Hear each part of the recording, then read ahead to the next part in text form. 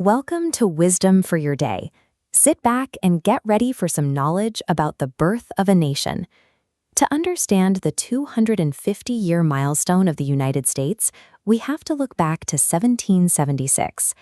The 13 American colonies were in open friction with the British Crown, citing restrictive trade laws and taxation without representation as evidence of a growing tyranny.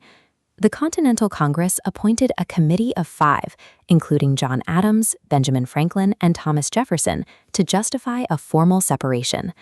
Jefferson took the lead on the writing, synthesizing Enlightenment ideals to build his case. This document shifted the relationship between the ruler and the ruled, grounding the new nation's legitimacy in the protection of individual rights rather than the authority of a monarch. You might wonder, why did the founders explicitly include the pursuit of happiness alongside life and liberty in the Declaration? At the time, this was a departure from tradition.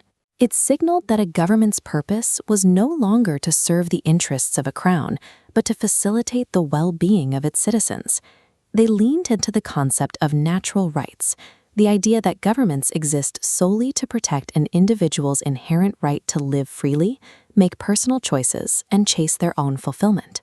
This pursuit of happiness established the vision for the nation, but the founders recognized that a vision requires a functional legal structure to survive.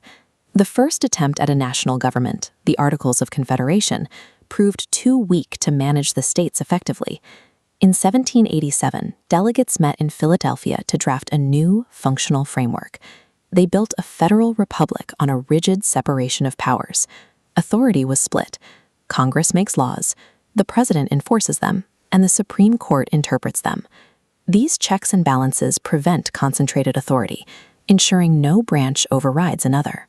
This structure addressed the central failure of the previous government by centralizing federal power while fragmenting it. However, the original document still lacked explicit written protections for the individual citizen. To satisfy demands for individual liberty, the first 10 amendments, the Bill of Rights, were added in 1791. These additions provided the legal safeguards for the pursuit of happiness, guaranteeing specific freedoms like speech, religion, and the right to a fair trial. Under Article 5, the founders created a process that allowed the Constitution to be changed. It was designed to be difficult, requiring a 2/3 vote in Congress and ratification by 3/4 of the states. This process allowed the nation to correct fundamental injustices.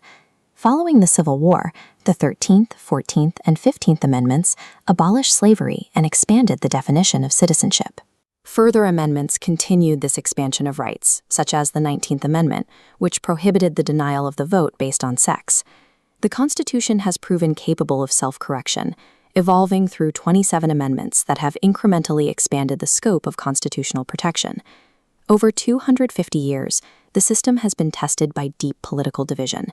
James Madison warned that factionalism, where party loyalty overrides constitutional duty, it poses a constant risk to stability. Throughout history, the limits of executive power have been challenged, placing immense strain on established democratic norms.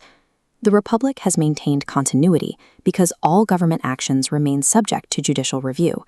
If a law or executive act violates the Constitution, the courts have the authority to strike it down. The framework provides the rules, but its long-term stability depends on the conduct of the people who operate within it.